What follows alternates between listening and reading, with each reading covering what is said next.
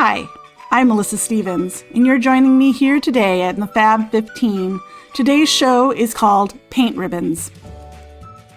Hi, I'm Melissa Stevens. Thanks for joining me today here on the Fab15. Today we're going to be using different carving tools to create ribbons. This is something that I've always wanted to do, but I've always been too chicken to try. It means doing lots and lots of layering on your paintings and then carving through and creating these strips that then you can take to reuse either in a three-dimensional way or reuse on paintings, creating texture or three-dimensional elements. So this will be fun. I'm still a little cautious going into it, but I think that we'll have a lot of fun today. So let's get creative. I laid these out. These are different tools that I have. I have to be really careful. Some of these are older, and so the tops of them like to pull out. I tried testing. I didn't test that one very good, so we'll not be using that one. I guess I have options. This one seems pretty sturdy, but so test your tools before you go into carve out your ribbons. We're going to do different sizes and we're going to use different tools. Let's put these aside, and here is the painting from the picture in the paint ribbon picture that's on the front here. You can see where I was starting to cut, and but we're going to start small first with a tool that I'm very comfortable with, and that is the Linoleum block cutter. So the Linoleum block cutter has different tips on it. This is the widest tip that I own. I don't know if they come in wider tips or not. And then there's two different methods that we're going to try, not with the Linoleum block cutter, but with the other tools. One is to heat the surface first and then carve. The other is to take the tool itself and heat the tip first without heating the wax. And then if that doesn't work out, then we'll go back to heating the wax before we carve. So I'm not sure which will work better, or if it doesn't make a difference. We're going to find out together here today.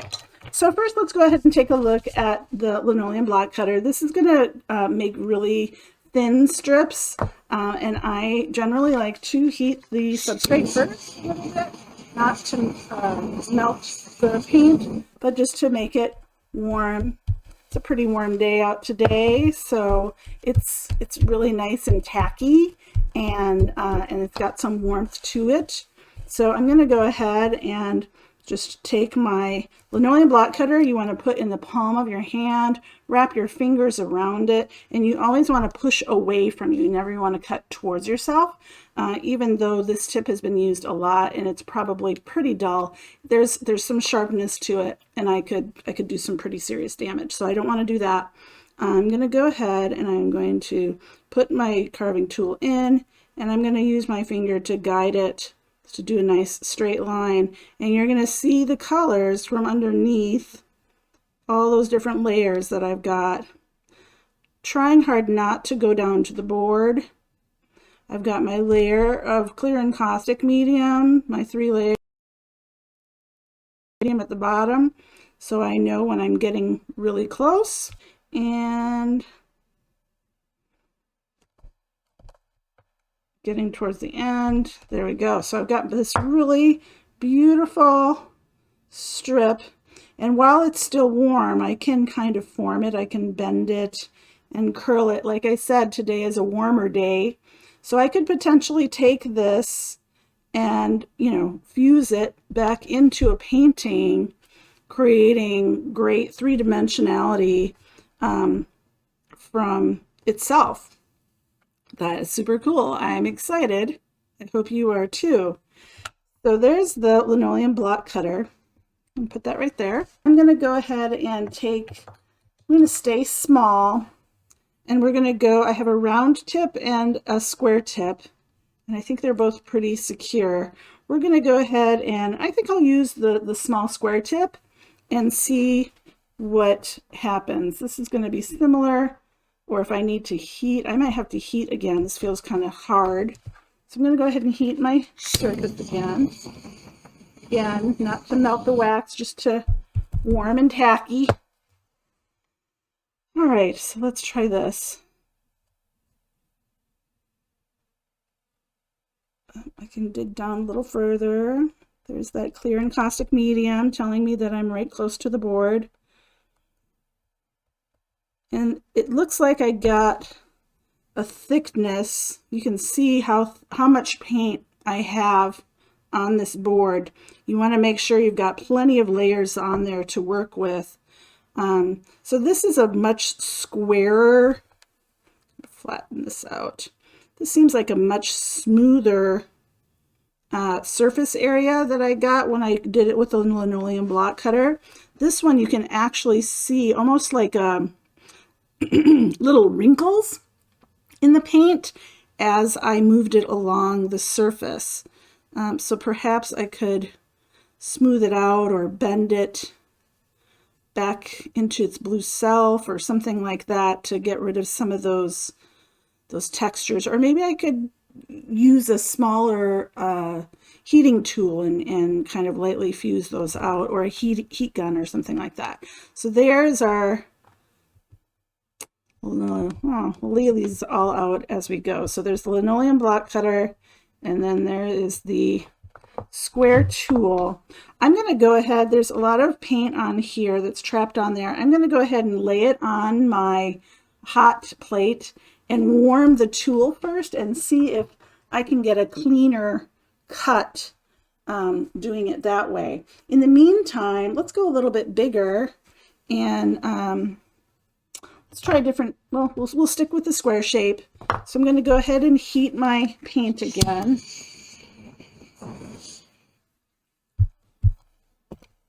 And we're going to go ahead and start from one edge.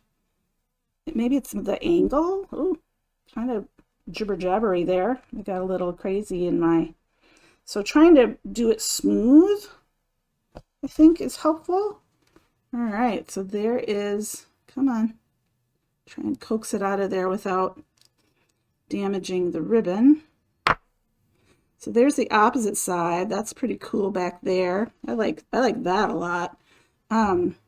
Again, I got kind of that inchwormy, it almost looks like the back side of a snail. Trying to catch the texture there. You can see the inching, and this is where it was really smooth and gliding right through the paint. So there's that big fat ribbon. I would need a much larger board, obviously, to do a much longer ribbon. Let's go ahead and move to this circular shape and see what we can get there. Paint again. And start, looks like I have a dog hair or something in there. I'm not going to worry about that. I'm going to start here. Oop. Whoa. Kind of harder to get a solid, consistent ribbon out of the circular shape. But this could be really interesting. It's got kind of a real organic line to it. I'll move this out of the way so you can kind of see. Lots of, it almost looks like rips and tears through there. And then you've got this really cool contrasting color on the other side that you could open up. I think it would look more interesting like that, actually, compared to these ribbons. So here's the opposite sides of these squarer ribbons, where you're getting a much more solid, could have just been where I cut it from, but you can see on here, that's a really cool shape too, but it's very inconsistent when I run my finger over it. Lots of hills and valleys to that. I'm going to have to move to a different painting though.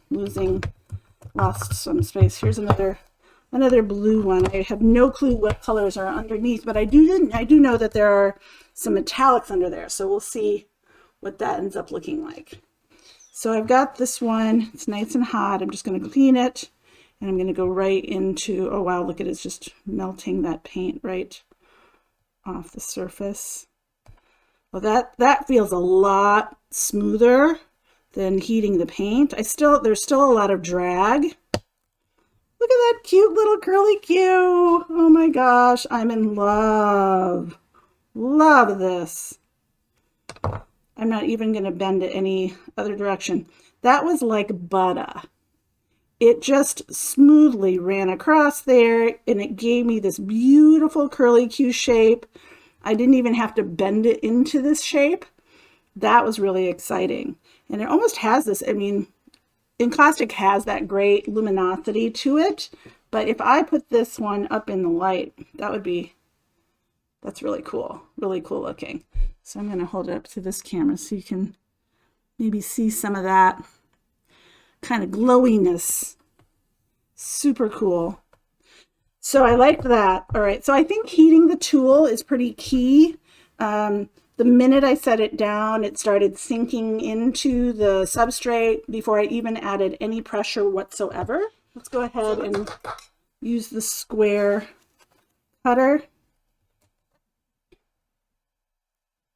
All right, so I dug a little deeper into my substrate here, so you can see my hand shaking with the pressure. Wow, so that's a lot more wax that I'm cutting through. And so that is requiring so much more force.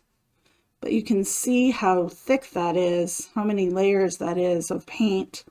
And I didn't even, just at the very beginning cut, did I get down to the board. So can you see that? So that kind of whitish space right there is the board or the clear encaustic medium, and then everything else are those layers underneath. I'm wondering if I did both heating the tool. I'm really interested now in getting that kind of depth again. Heat the paint and the tool, maybe I can get some of that depth.